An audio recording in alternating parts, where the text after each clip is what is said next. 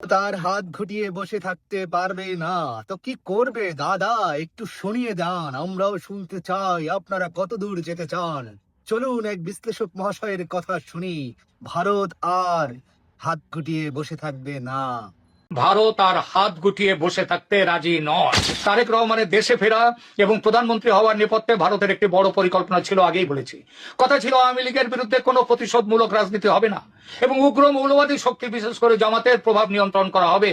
কিন্তু প্রধানমন্ত্রী হওয়ার পর থেকেই তারেক রহমানের ভোল বদল শুরু হয়েছে। ভারতের দেয়া সেই প্রতিশ্রুতির কোনো প্রতিফলন এখন আর তার কাজে দেখা যাচ্ছে না। তিনি জামায়াতকে মন্ত্রিসভায় জায়গা দেওয়ার কথা ভাবছেন এবং আওয়ামী লীগের ওপর রাজনৈতিক নিষেধাজ্ঞা ও আইসিটি ট্রাইব্যুনালের খড়গ বহাল রেখেছেন। বরং চিঠি দিচ্ছেন আইসিটির রায়ের প্রেক্ষিতে শেখ হাসিনা এবং আসাদুজ্জামান খান কামালকে যাতে তাড়াতাড়ি বাংলাদেশে প্রত্যর্পণ করা হয়। দিল্লির কূটনীতিকদের মতে এটি ভারতের সাথে করা বড় ধরনের কথা খেলাপি বা বিশ্বাসঘাতকতা। আওয়ামী লীগের ওপর থেকে নিষেধাজ্ঞার খাড়া তোলার কথা আর উঠছেই না। শেখ হাসিনাকে ফাঁসিতে ঝোলাবার জন্য উল্টে ভারতের কাছে ইউনূস জমানাচ্ছে কড়া চিঠি দিয়ে প্রত্যর্পণ দাবি করছে তারেক রহমান সরকার। এসব কিসের লক্ষণ? এই সব কিছুই কি সেই পুরনো বিশ্বাসঘাতকতার নতুন সংস্করণ নয়? এটা ঠিক, তারেক রহমান সরকারের বয়স সবে 1 মাস। এর মধ্যে চরম সিদ্ধান্ত নেয়নি ভারত। তবে ঘরপোড়া গরু সিঁদুরে মেঘ দেখে ভয় পায়। তারেক সরকারের কাজকর্মে সেই সিঁদুরে মেঘের লক্ষণ কিন্তু স্পষ্ট ফুটে উঠছে। আওয়ামী লীগ নেতাদের জেল মুক্তির কোনো খবর নেই।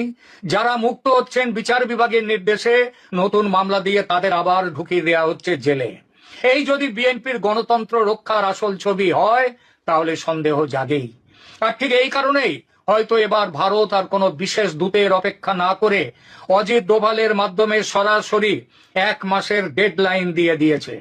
ভারত তার সাথে কথাবার্তা বলে শুধু কয়েকটি শর্তে কয়েকটি বিষয়ে কেবল একমত হয়েছিল, কথা নিয়েছিল তারেক রহমানের কাছ থেকে। তাদের মধ্যে 1, ভারতের উত্তর পূর্বাঞ্চলের বিচ্ছিন্নতাবাদীদের যেন বাংলাদেশের মাটি ব্যবহার করতে দেয়া না হয়।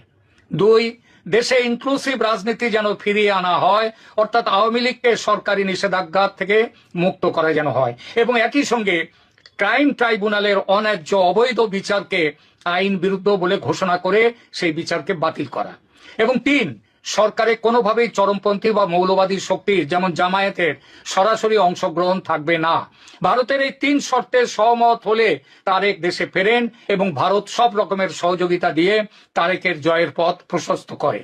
কিন্তু প্রধানমন্ত্রী হবার পর তারেক রহমান কি সেই 2004 সালের মতোই ভারতের বিশ্বাস ভাঙতে চলেছেন? ভবিষ্যতের পথ নিষ্কণ্টক রাখতে শেখ হাসিনার দেশে ফেরা বন্ধ করো, মৃত্যুদণ্ড বহাল রাখো, আওয়ামী লীগকে নিষিদ্ধ রেখে দাও, রাজনীতিতে যেন ফিরতে না পারে আওয়ামী লীগ, যাতে আমেরিকার দালালি করবার জন্য বাংলাদেশ অনন্তকাল তৈরি হতে পারে।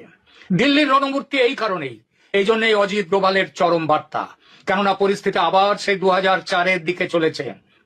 এই পরিস্থিতিতে ভারত আর হাত গুটিয়ে বসে থাকতে রাজি নয়। নির্ভরযোগ্য সূত্রের খবর অনুযায়ী সেখানে ডোভাল সাহেব কোনো কূটনৈতিক মারপ্যাঁচ নয়, বরং সরাসরি টাইম বাউন্ড হুঁশিয়ারি দিয়েছেন বাংলাদেশের ডিজিএফআই কে সামনে বসিয়ে। কি ছিল সেই হুঁশিয়ারিতে?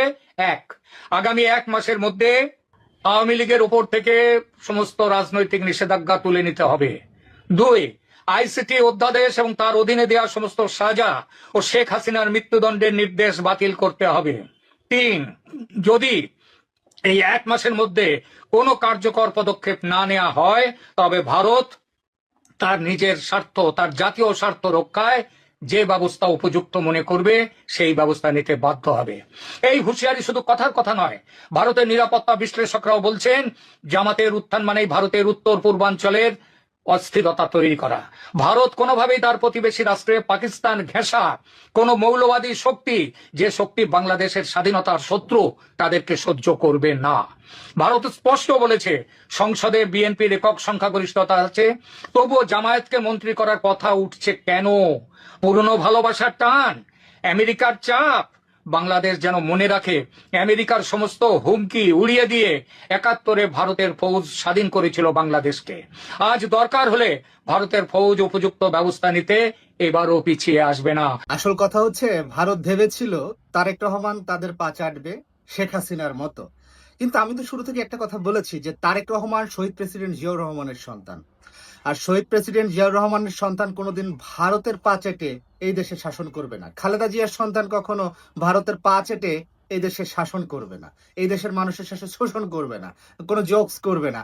এখন ফরম্যাটে যেটা আছে সেই অনুযায়ী কিছু কাজকর্ম করা যেতেই পারে, সেটা হয়তো তিনি করেছেন বা করবেন, এটা স্বাভাবিক বিষয়। এখন ভারতের সবচেয়ে বড় আক্ষেপটাই হচ্ছে আমরা তাদের পা চেটে চেটে চলবো, তারা আমাদের শাসন শোষণ করবে। হ্যাঁ, আমরা তাদেরকে হুজুর হুজুর করবো, দাদা এটা করেছেন, এটা খেয়েছেন। হাত গুটিয়ে বসে থাকবে না কি করবে? সুসু এখনো করে রাস্তায়, তারা আবার হাত গুটিয়ে বসে থাকবে না কি করবে? এখন ওরা টয়লেট ব্যবহার করতে জানে না, ওরা বাংলাদেশে এসছে বাংলাদেশকে শাসন করতে। গাছে কাঁঠাল ঘোপে তেল। এখন আমাদের শুধু একটা দুর্বলতা আছে, ভারতকে নিয়ে আমাদের ভয়ের কোনো কারণ নাই। এটা একদম স্ট্রেট ফরওয়ার্ড কথা, কোনোদিনই কোনো ভয়ের কারণ ছিল না। এটা শেখ মুজিবুর রহমান অনেক চামচামি দালালি করে গেছে, তার বিষয়টা আলাদা, কারণ তিনি ছিলেন ভারতের এজেন্ট। তো সেই ক্ষেত্রে ভারতের হিসাব আর শেখ মুজিবের হিসাব, শেখ হাসিনার হিসাব আলাদা। কিন্তু তারেক রহমান, শহীদ জিয়া, তার সহধর্মিনী খালেদা জিয়া, তাদের সাথে ভারতের সাথে কোনো আতাত করার কোনো প্রশ্নই কখনো ওঠে না, উঠবেও না। তো এই যে দাদা বললেন যে হাত ঘুটিয়ে থাকবে না, কি করবেন দাদা একটু করে দেখান, আমরা তো দেখতে চাই। আপনারা তো হাত ঘুটিয়ে বসে নেই, আপনারা তো অনেক কিছু করার চেষ্টা করছেন, অনেক কিছু করেছেন, শেখ হাসিনাকে আশ্রয় দিয়েছেন। এখনো বাংলাদেশের পতিত সরকারের সকল দুষ্কৃতিকারীকে আপনারা আপনাদের ভারতে আশ্রয় দিয়েছেন। আপনারা এটা করবেন, সেটা করবেন, কি করবেন আপনারা দাদা একটু করে দেখান তো, আমরা একটু দেখতে চাচ্ছি দাদা। আমাদের বর্তমান সরকারের যেটা করণীয় সেটা একটাই কাজ, সেটা হচ্ছে আমাদের আকাশ প্রতিরক্ষা এয়ার ডিফেন্স সিস্টেমটাকে একটু আপডেট করা। এই এয়ার ডিফেন্স সিস্টেম আপডেট হয়ে গেলে ভারত আমাদের বিরুদ্ধে আর কথাই বলবে না, আমাদের নিয়েই আর কথা বলবে না। ভারতের সাথে আমাদের দুর্বলতার কোনো কারণ নাই। একটা প্রমাণ দেই, আমার বাসার পাশে ভারতীয় এম্বাসি, ঠিক আছে, ইন্ডিয়ান হাই কমিশন আমার বাসার পাশে। আজকে এই সরকার আসার পরেও এখনো সেনাবাহিনীর ট্যাঙ্ক দিয়ে তারপরে ভারতীয় হাই কমিশন ঘেরাও করে রাখছে। সকল হাই কমিশনে এত নিরাপত্তার ব্যবস্থা নাই ভাই। হাই কমিশন গুলো আমাদের দেশের অতিথি, তাদের নিরাপত্তা দেওয়াটা আমাদের নৈতিক দায়িত্ব। তারা এক একজন রাস্তা দখল করে তারপরে তাদের কার্যক্রম পরিচালনা করবে, তার মানে কতটা ভয়ে থাকে ভারত বাংলাদেশকে নিয়ে। আপনারা এই সোজা একটা বিষয়, গুলশানে যারা আসেন, ফেলানি অ্যাভিনিউ এবং বীরুত্তম রফিকুল ইসলাম অ্যাভিনিউ, দুই অ্যাভিনিউর মাঝখানে প্রগতি সরণি এবং ফেলানি অ্যাভিনিউ, নতুন বাজারে ঠিক এই কর্নারটায় অবস্থিত ভারতীয় হাই কমিশন। আপনারা দেখবেন যে ভারতীয় হাই কমিশনটাকে ট্যাঙ্ক রেজিমেন্টের একটা ব্যাটালিয়ন দিয়ে এখনো ঘেরাও করে রাখা হয় সবসময় নিরাপত্তার কারণে। সো ভারত এমনিতেই তো বাংলাদেশ নিয়ে সবসময় ভয়ের মধ্যে থাকে। ওরা আমাদেরকে কি হাত গুটিয়ে বসে থাকাবে, কি দেখাবে? আমরা চাইলে যে কোনো সময় ভারতকে অস্থির করতে পারি, এই শক্তি আমাদের আছে। কিন্তু সেই শক্তি জাগিয়ে তুলতে হলে প্রত্যেকের মধ্যে জাতীয়তাবাদী শক্তি থাকতে হবে, জাতীয়তাবাদী ধ্যান ধারণা থাকতে হবে। ভারতকে ভয়ের কোনো কারণ নেই।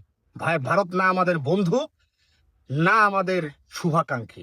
ভারত শুধুমাত্র আমাদের শোষণ করার চিন্তা করে, দ্যাটস ইট। ভারতের সাথে কোনো আঘাত করা চলবে না।